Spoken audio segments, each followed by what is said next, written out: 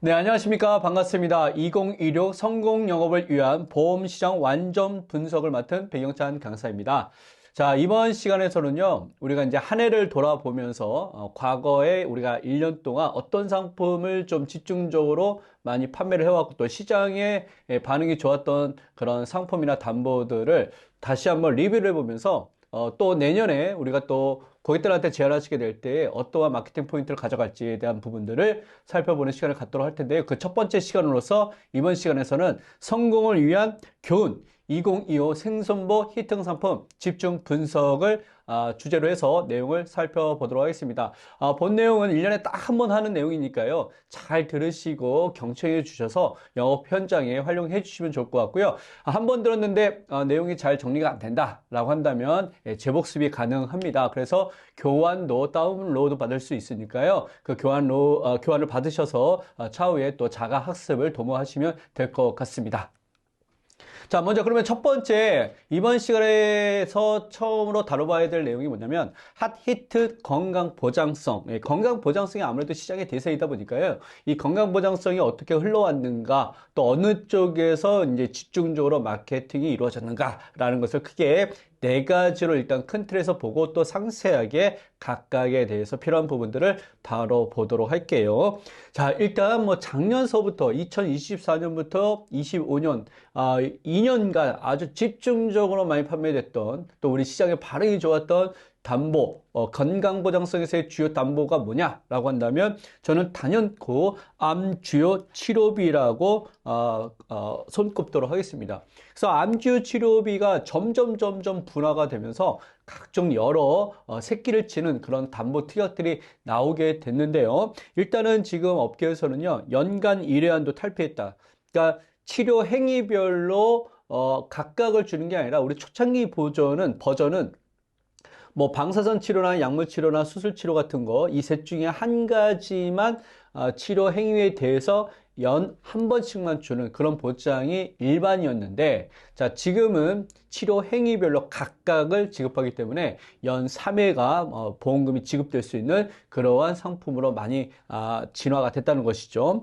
자, 그 다음에 보험 만기가 또 이렇게 종신까지 혹은 뭐 100세까지 이렇게 연장이 되다 보니까 과거의 초창기 버전은 진단받고 10년 이렇게 보장받다가 만기까지 보장받으면서 실질적으로 지급 횟수에 제한이 없게 되는 변화를 가져가게 됐고요.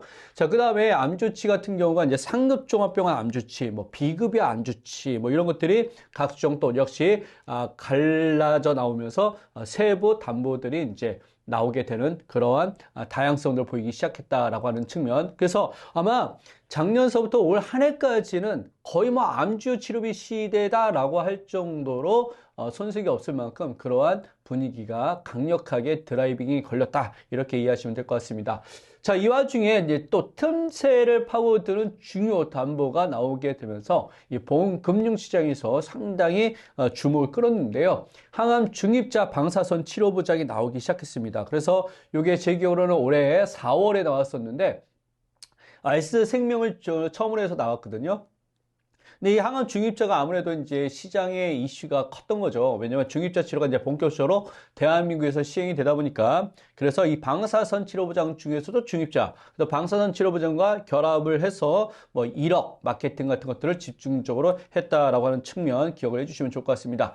자, 그 다음에 이제 특정 순환계 질환 주요 치료비 보장이라고 해서 심장 질환을 중심으로 마케팅이 이루어지게 된 그런 담보가 있었는데, 이제 뇌혈관 허혈성 심장 질환의 단계를 넘어서서 이제 순환계 질환이라고 그래가지고 더 확장된 범위에서 고객들한테 보장을 제한하는 그런 담보 특약이 본격적으로 올 상반기 끝무렵서부터 여름 시즌을 지나면서 하반기에 집중적으로 부각이 됐습니다. 그래서 정리를 하자면 이런 거죠. 지금은 암 주요 치료비와 그 다음에 특정 순환계 질환 주요 치료비의 투트랙 시대다. 이렇게 해도 틀린 말이 아닐 정도로 지금은 치료비 전성 시대다. 이렇게 말씀을 드릴 수 있을 것 같습니다. 자, 그 다음에 간병인 사용 보장이 올해 4월에서부터 이제 또 각 회사들의 이제 본격적으로 한도 축소에 들어갔습니다. 그래서 보통 20만 원씩 보장하던 것을 뭐 이제 10만 원씩 보장하고 최근에는 조금씩 다시 되살아나면서 뭐 15만 원, 20만 원 보장하는 그러한 담보 특약들이 다시 회복되는 경우는 있습니다만 어쨌건 간병인 사용 보장에 대한 손해율적 측면에서 우려되는 부분이 시장 리스크가 좀 있었던 것 같아요. 그러다 보니까 각 보험회사들이 한도 축소로 이제 들어갔었는데 사실은 이제 저는 그런 생각이 듭니다. 간병인 사용 보장은 한도 축소됐다는 것은 과열 경쟁 내지는 손해율 관리적 측면에서 보험회사의 액션이긴 했습니다만 시장 수요가 압도적으로 높았던 그런 담보가 아니었는가. 그런데 간병인 사용 보장은요. 앞으로도 시장의 수요가 꽤 증가할 것이다. 라고 하는 측면에서 지금이라도 필수적으로 가입해야 돼야 할 담보 중에 하나다라는 생각이 드는데 이런 생각이 아마 우리 대부분의 고객들이 갖고 있는 생각이 아니었을까 그런 생각이 듭니다. 그래서 이 사이사이에서도 너무나 많은 주요 이슈, 히트 쳤던 그런 담보 내지는 상품들이 있었는데 건강보장성에서는 크게 네 가지 정도로 정리를 해볼 수 있을 것 같아요. 자, 이런 와중에 암주요 치료비 보장이 정교화되고 있다라고 제가 제목을 달았는데요. 앞단에서 설명드렸던 것처럼 처음에는 암주치와 비례형 암주치를 시작했습니다. 자, 그런데 상급종합병원 암주치가 나왔는데 이후로 또 상급종합병원 암주치에서 국립암센터라든가 원자력병원, 지역암센터를 포함하는 상급종합병원 암주요 치료비가 나왔고요. 자, 그 다음에 비급여 암주치라는 것이 이제 비급여 항목에서만 치료비가 발생하면 이런 것들을 또 급부해주는 그런 담보가 나오기 시작했던 거죠. 자, 그리고 나서 치료 행위별로 보장하고 보험 만기까지 보장하고 그 다음에 이제 최근에 아주 상당히 주목될 수 있을 만한 보장 담보가 저는 이제 종합병원 암주치라고 생각이 드는데요. 요거는 아마 26년도에도 상당히 꽤 주목받는 담보가 될 것이다 라고 전망을 해봅니다. 따라서 이것은 뒤에서도 제가 다시 한번 자세하게 설명을 드리도록 하겠습니다.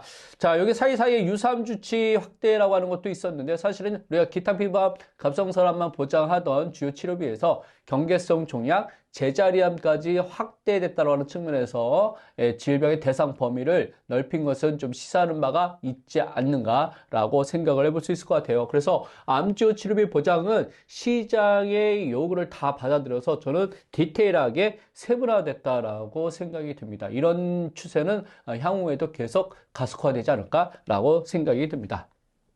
자, 이런 면에서 선보사의 암주요 치료비나 생보사의 암주요 치료비의 보장 스펙은 거의 동조화되고 있기 때문에 크게 다르지는 않습니다만 현재 시점에서 그래도 각각의 주요 스펙들을 한번 스크리닝 한번 해보고 넘어가도록 할게요. 자, 손보의 암주요 치료비 보장은 보험 만기까지 보장하는 게 일반이고요. 자, 그다음에 수술 치료, 항암 약물 치료, 항암 방사선 치료, 별도로 항암 호르몬 치료를 보장해주는 그러한 형태로 가고 있다. 그 다음에 또 중환자실 이렇게 해서 어떻게 보면 각 연 1회 치료 행위별로 줄이는 거다 보니까 5회, 연간 5회 이런 식으로 보장 급부를 해주는 그런 형태로 가고 있다. 자, 그 다음에 전이암 관련 보장, 그래서 전이암 뭐 직접 치료 보장 이런 것들도 최근에 눈여겨서 보실 필요가 있을 정도로 아주 주목받는 담보다라고 보시면 될 것 같고요. 자, 그 다음에 비급여 암주치도 말씀을 드렸던 것처럼 역시 각각 연 1회 이렇게 해서 보장을 해주는 거. 그 다음에 기타 피부암, 갑상선암, 경계성 용약, 제자리암까지 확대해서 보장해 준다는 거 앞단에서 말씀드렸던 것처럼 이렇게 한번 정리를 해볼 수 있을 것 같아요.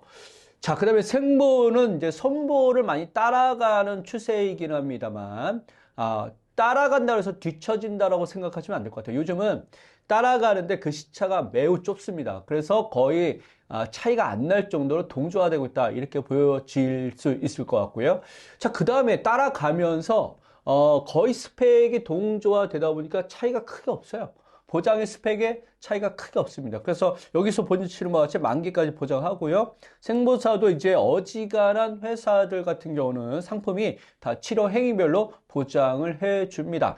다만 이제 삼성생명 같은 경우에 S사 같은 경우는요. 호르몬 관련 치료제가 별도로 이렇게 분리되는 것보다는 호르몬 관련 치료제에 대한 보장 내용이 암주치에 암 직접 치료비라고 하는데 거기서는 암 직접 치료비에 포함이 돼서 하나의 보장 범위로 다 포함은 돼 있다 이렇게 보시면 될 것 같습니다. 무슨 말이냐? S사 같은 경우는 호르몬 관련 치료제가 치료 행위별로 별도로 이렇게 구별되어 있는 것은 과거에 처음에 나왔던 그런 담보에서는 아니다라고 보시면 될 것 같고요.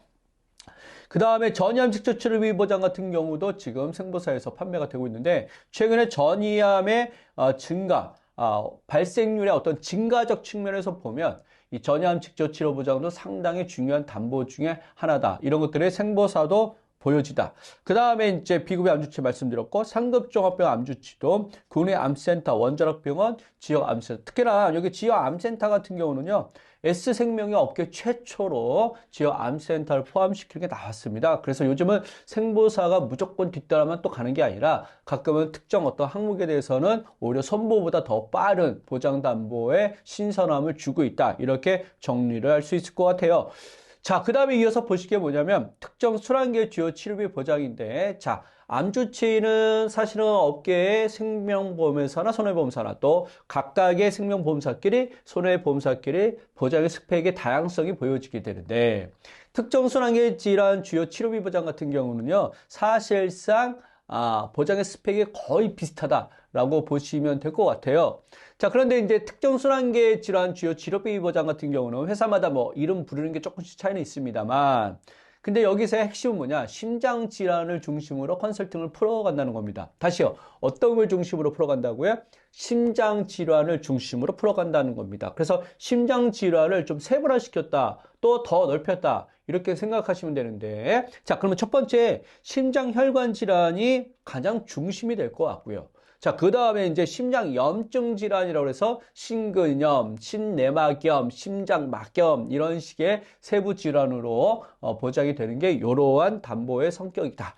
자, 그 다음에 또 이제 요즘 많이 주목되고 있는 게 심장박동 질환이라고 해서 여기 부정맥과 심부전이 대표적인 질환이다라고 이해하시면 될 것 같습니다.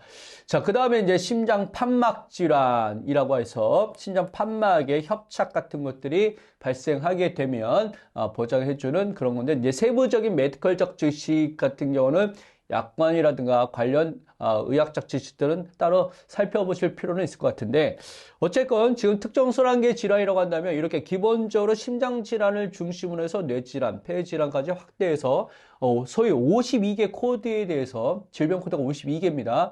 대부분의 회사가 다 겹칩니다. 52개 코드가 동일하고요. 아주 일부 극히 회사에 코드가 한두 개씩 추가가 되거나 빠져 있는 경우는 있는데 사실은 대세 지장이 없기 때문에 특정 순환계 질환 같은 경우에 치료비 보장은 사실상 업계가 동일한 스펙의 보장 대상을 갖고 있다. 이렇게 정리하셔도 틀린 말은 아닐 것 같습니다.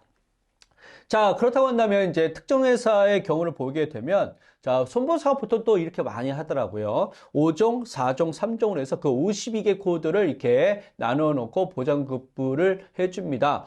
자, 여기서 이제 기본적으로 심장혈관, 뇌혈관 들어가 있죠. 그 다음에 심장염증 질환, 심장박동 질환, 여기도 심장박동 질환 중에 둘로 나눠서 이렇게 보장 체계가 달라지고 있다라고 보시면 될 것 같습니다. 자, 그래서 이것이 사실은 분류 체계가 조금만 다를 뿐이지 이 질병 코드 52개 코드가 타사도 다 동일하게 보장 대상으로 정해져 있다라고 보시면 됩니다. 그래서 순환계 질환 치료비 보장 같은 경우는요, 사실상 어떻게 되는 것이다? 예, 심내혈관 질환을 확대시킨 거다. 이렇게 정리를 해주시면 될 것 같아요.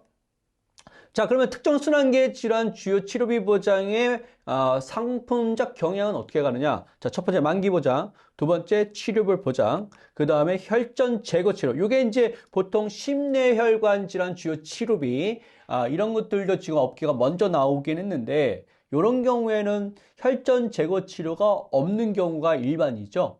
치료 행위가 내심 수술, 그 다음에 혈전용의 치료, 종합병원급 이상의 중환자실을 사용한 경우, 치료 비용이 발생한 경우에 한해서 보장해줬던 건데 이 순환계 질환 쪽으로 넘어오게 되면 하나가 더 들어가는 게 혈전 제거 치료라고 하는 이 치료 행위가 포함이 됩니다. 자, 그 다음에 이제 업셀용 순환계 주치가 요즘 또 주목받고 있는 것 중에 하나인데 사실은 저는 개인적으로 업셀용 순환계 주치가 과연 필요할까라는 생각은 듭니다. 그러면 이게 무슨 말이냐? 업셀용 순환계 주치라는 건 자, 우리 기존 고객들을 터치하기 위해서 보험회사가 만들어 놓은 담보 개념이라고 생각하시면 될 것 같은데요. 자, 뇌혈관이나 허혈성 심장질환 진단비를 갖고 계신 분들, 혹은 내지는 최근에 심뇌혈관 질환 2대 질병 주요 치료비를 갖고 계신 분들, 이미 기존에 가입되어 있으니까 또다시 이걸 포함해서 가입되게 되면 너무 중복적으로 많이 가입할 수 있다. 뭐 이런 취지인 것 같아요. 그래서 그것만 빼고, 즉 뇌혈관,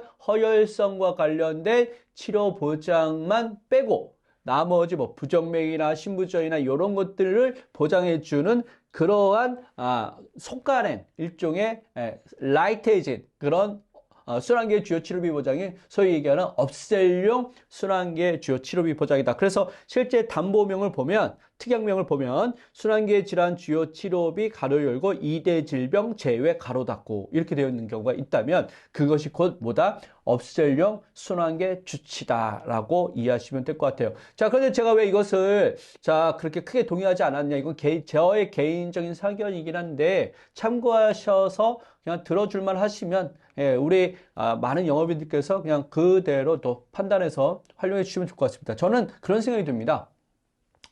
저는 이제 순환계 질환에서 뇌혈관 허혈성이 그래도 여전히 중요하다 생각하는데 뇌혈관 허혈성의 담보는 지속적으로 올려놔야 된다라고 생각하는 사람 중에 하나입니다. 왜냐하면 실제 보험금 청구하다 보면요, 많은 분들이 그래도 암 질환 진단비 같은 경우는 뭐 3천만 원, 요즘 많이 올라갔어요. 5천만 원 정도까지도 청구해서 받으시는 분들이 있습니다. 자, 그런데 뇌혈관이나 허혈성은 보장 금액이 평균 제 경험을 일반화시키기는 힘듭니다만 청구 쪽을 많이 이렇게 도와드리다 보니까 1,000만 원, 1,500만 원이 압도적으로 많아요. 자, 그래서 2천만 원이 안 되는 경우가 많습니다. 자, 근데 뇌혈관 질환 같은 경우는요, 장의도 많이 남잖아요. 그러면 사실은 1,000만 원이나 1,500만 원 정도의 진단비 갖고는요, 3개월 치료비도 못 합니다. 재활 치료비도 안 돼요. 그렇기 때문에 저는 뇌혈관이나 허혈성 같은 경우는 좀 지속적으로 여러 개 닿는 한 더 많이 올려줘야 된다. 그래서 저는 기존에 뇌혈관 허혈성 갖고 계신 분들한테라도 업설용 순환계 조치를 적극적으로 제한하셔야 된다. 이렇게 강조를 해드리고 싶어요. 자, 그래서 순환계 질환 관련된 그런 보장의 라인업들이 그래서 초반부터 잘 구축이 된 게 올 한 해였다라고 생각하시면 되는데 주요 순환계 질환 진단 보장도 있고요. 방금 전에 말씀드렸던 것처럼 치료 보장도 있고요. 그 다음에 요즘 항응고제와 관련된 치료 보장도 있고 그 다음에 상급종합병원 특정 치료보장, 순환계와 관련된 것도 있고 기존에 있었던 것처럼 2대 질병과 관련된 것도 있었다. 자, 그 다음에 요즘 심뇌혈관만 또 집중적으로 주요 치료비 보장해 주는 거, 그 다음에 심뇌혈관 주요 약제 치료비 보장해 주는 거, 여기서 항응고제, 항혈소판제 금액은 작지만 이 치료 행위 같은 경우는 지속성 있게 치료 행위가 이루어지기 때문에 금액은 많을 수는 없는 건 사실인 것 같아요. 그런데 이런 담보들은 상당히 실무상으로도 보상적 측면에서 의미가 있겠다라고 보시면 될 것 같고요. 자, 그 다음에 순환계 혈전용해 치료보장, 그 다음에 순환계 혈전 제거 치료보장 이렇게 개별 담보로 해서 보장해 주는 것들이 있는데 각각을 보장해 준다는 게 중요한 포인트가 되겠죠. 자, 이런 식으로도 지금 업계는 나와 있다라고 보시면 될 것 같습니다. 자, 이렇게 투트랙 전략으로 치료비 보장 시대를 열어가고 있고 진행하고 있는 와중에 또 신규 보장으로서 아주 유의미하게 좀 바라볼 만한 포인트가 있는 게 뭐냐? 소위 레캠비와 관련된 표적 치매 치료제에 대한 보장담보인데요. 이게 이제 H생명에서 베타권이 9개월 동안 붙잡혀 있다가 이게 풀리면서 여러 회사가 지금 현재 판매하면서 소위 이제 카피한 상태이기는 한데요. 자, 이 레캠비가 처음 나왔던 그 H생명 같은 경우에 상당히 주목받는 것으로 시장에 어필이 됐다라고 제가 들었습니다. 그래서 이 레캠비 같은 경우가 이제 다른 회사들이 탑재해서 간병보험이라든가 뭐 이런 쪽의 상품에 뭐 시니어보험이라든가 이런 쪽에 탑재를 한다면 상당히 판매 성과가 고양될 수 있는 중요 담보다라고 하는 측면에서 자, 아직까지 출시되지 않은 그런 회사의 상품은 어쩔 수 없겠지만 이미 출시된 거라고 한다면 저는 보장 제한의 포트폴리오상 꼭 넣어줘야 되겠다 이런 말씀을 좀 드릴 수 있을 것 같아요. 자, 그 다음에 이게 여기까지가 건강 보장성의 어떤 2025년도에 대한 한 이슈를 한번 점검을 해봤다면 또 사실은 이제 손해보험보다는 생명보험에 가까운 얘기이기는 하겠습니다만 종신보험의 트렌드도 한번은 점검하셔야 될 것 같다. 그래서 종신보험에 올 한 해 되게 많이 회자되었던 키워드는 종신보험의 유동화다라고 하는 것인데요. 자, 여기서 유동화라고 하는 말은요, 현금 흐름, 캐시플로우라고 하는 것으로 이해를 해주시면 될 것 같아요. 근데 사실은 이게 왜 이렇게 회자가 됐냐면 사망보험금 유동화 정책을 이제 본격적으로 시행하게 되면서 자, 이 부분이 주목받기 시작했는데 사실상 우리는요, 종신보험의 역사 과정을 보면 이 종신보험의 유동화는 이미 진행되고 있었어요. 형태는 다르지만 그 첫 번째가 뭐냐? 사망보험금을 제한된 조건에서 지급해 주는 거였죠. CI보험, GI보험 기억나시죠? 사망보험금이 중대한 질병이 발생하거나 중대한 수술을 받았을 경우에 미리 땡겨주는 구조. 자, 근데 두 번째, 납입 완료 이후에 예를 들어서 기납입보험료 수준으로 해약 환급금이 증가한다. 이게 무슨 말이냐? 단기납 종신보험 같은 경우가 그런 경우인데, 자, 이런 단기납 종신보험 같은 경우에 납입 완료가 끝나고 나서 혹은 납입 완료 끝나고 한 1, 2년 있다가 100% 해약 환급률에 도달하면서 소위 이제 종신보험의 보장성 상품이긴 합니다만 현실적으로 이것을 저축적 성격을 많이 강조하면서 판매했던 결국 해약 환급금을 살아있을 때 현금 흐름화시키자는 게 취지였기 때문에 이러한 유동화가 진행됐었다. 자, 그 다음에 일정 조건하에 기납입보험료를 환급시켜주는데 이것을 아무 때나 해주는 것이 아니라 3대 질병 혹은 간병 상태로 진단받았을 때 너가 냈던 보험료 다 돌려줄게. 역시 살아있을 때 제한된 조건이지만 보험료라고 하는 것을 현금 흐름화시켰다라고 하는 측면에서 유동화가 됐다라고 하는 것이고 마지막 단계가 뭐죠? 사망보험금 연금 활용이라고 하는 것을 통해서 유동화 정책이 지금 현재 완성 단계에 이르렀다 이렇게 보시면 될 것 같습니다. 그래서 결국은 보험을 구성하는 특히 종신보험을 구성하는 3요소 보험료, 해약 환급금, 사망보험을 사망했을 때가 아니라 살아있을 때의 현금 흐름화시키는 이러한 일련의 종신보험의 역사 과정들이 있었고 그의 정점에 소위 사망보험금 유동화라고 하는 것이 있었고 이것은 국가가 주도적으로 밀고 가는 거에 민간이 따라가고 있는 상황이다. 이렇게 보시면 될 것 같습니다. 자, 그러다 보니까 종신보험의 종류가 회사별로 다양하게 나와 있는데 제가 어떤 특정 회사의 종신보험의 라인업들을 한번 쭉 펼쳐보면서 업계 공통분모 또 특색 있는 것들 한번 정리를 해보도록 하겠습니다. 자, 일단 목적자산과 단기납, 장기납, 보장자산. 자, 왼쪽으로 가면 보장자산이요, 아래쪽이는 장기납이니까 자, 어떤 성격이 있는지 볼게요. 착한 종신이라고 그래서 이런 상품은요, 상속종신보험을 얘기하는 겁니다. 그러니까 해약 환급금이 쌓이지 않는 구조다 보니까 목적자산은 의미가 없는 거고 순수하게 보장자산, 사망보험금이라는 게 중요한 거죠. 그 다음에 이런 것들은 이제 20년 납이 보통 일반적으로 판매되는 상품이었습니다. 자, 그 다음에 올백종신보험 같은 경우는요, 사망하게 되면 사망보험에 기납입보험료를 더해주는 상품이었는데 납입기간이 7년 혹은 8년 만에 기납입보험료 수준만큼 또 도달하는 거기 때문에 단기납작 성격도 있으면서 목적자산과 또 일정 부분의 보장자산의 성격을 갖고 있다라고 생각하시면 될 것 같습니다. 자, 그 다음에 밸런스 종신보험이라고 하는 것이 있는데요. 지금은 판매하지 않습니다. 지금은 원수사에서 판매하지 않고 GA 채널에서만 판매를 하고 있는데 이 밸런스 종신보험은 연금 전환 시점에 납입했던 보험료를 2배 개런티 해주는 상품인데 저는 상당히 이 상품은 괜찮은 상품이다. 물론 이후에도 다른 회사에서 좋은 상품들이 나오긴 했습니다만 컨셉적으로 딱 시장 속으로 있게 나왔다. 자, 그래서 이건 목적자산, 자, 연금 지원을 지향하는 거다 보니까 목적자산적 성격이 크고 그다음에 납입기간도 역시 7년 납, 8년 납에 100%의 확률에 도달하는 그런 구조를 갖고 있습니다. 자, 그 다음에 행복종신이라고 해서 순수하게 단기납 종신, 모든 보험회사가 공통적으로 갖고 있는 그런 단기납 종신보험의 형태인데 목적자산을 지향하고 짧게 납입하는 이런 구조. 자, 그런데 최근에 이런 상품이 나오게 되면서 주목받게 되어 있는데 골든종신이라고 해서 살아있을 때에 어떤 다른 조건을 크게 걸지 않고 예를 들어서 3대 질병 이런 거에 대한 조건 걸지 않고 너가 살아만 있으면 납입했던 보험료 다 돌려주는 그런 종신보험 이런 형태도 나와 있다. 그래서 요즘은 뭔가 돌려주고 환급의 100%의 조기에 빨리 달성하고 그러면서도 보장을 채워주는 그러한 종신보험들이 대세를 이어가고 있다라고 생각하시면 될 것 같고요. 또 그 와중에 주력종신보험의 한 유형 타입이 뭐냐면 7년 차에 환급률 100%를 고정하고 이런 식으로 다양한 전환 기능들의 옵션들을 부과해서 자산의 이전, 예를 들어서 적립전환을 하게 될 때 피보험자를 바꾸게 되면서 아버지였던 피보험자를 자녀의 피보험자로 바꿔주는 이런 형태로 해가지고 부의 이전이 상품 안에서 자연스럽게 이루어질 수 있도록 그래서 한화라든가 신한라이프라든가 교보생명 같은 데서 이런 상품들이 또 주력 상품으로 자리를 잡고 있다 이렇게 이해하시면 될 것 같습니다.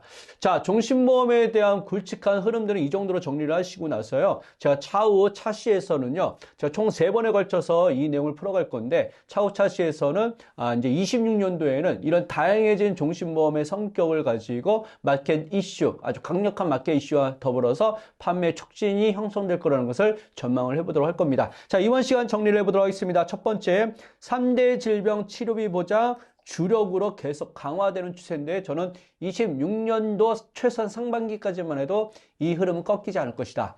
자, 그 다음에 레켄비 보장 등의 신규 보장을 주목해서 보셔야 되고 이제 점점 각 회사들이 상품별로 탑재하고 있으니까 중요한 시그널이 될 것이다. 자, 그 다음에 종신보험의 유동화 과정이 본격적으로 진행되면서 소위 이제 유동화 전용 종신보험 상품도 나오기 시작했기 때문에 자, 이런 부분에 대해서 물론 타이틀을 달고 나왔다는 거지 사실은 제가 뜯어보니까요. 뭐 종신보험의 사망원 유동화라고 하는 전용 상품이 딱히 뭐가 다른 게 있는 건 아니다. 그냥 타이틀을 그런 식으로 나왔다는 거 그렇게 이해하시면 될 것 같고 자, 그 다음에 다양한 옵션이 탑재된 종신보험의 상품이 출시가 되면서 부의 이전 내지는 또 환급 이런 여러 가지의 효용 가치들을 활용할 수 있는 그런 상품으로 나왔다. 이렇게 정리해 볼 수 있을 것 같습니다. 그래서 한 해를 빨리 한번 정리를 해보니까요. 건강보장성은 치료비 시대, 그 다음에 종신보험은 살아있을 때 쓸 수 있는 그러한 자금으로 활용할 수 있는 주요 사품 이런 식으로 많이 각인되고 인식되는 한 해가 아니었나 생각이 들어봅니다. 자, 시절이 분절되지는 않기 때문에 이 흐름이 어느 정도까지는 차후에도 이어진다 꼭 생각하시고요. 2차 시의 내용을 또 한번 기대해 보시면 좋을 것 같습니다. 1차 시 내용은 여기서 정리하도록 하겠습니다. 지금까지 경청해 주셔서 감사드립니다.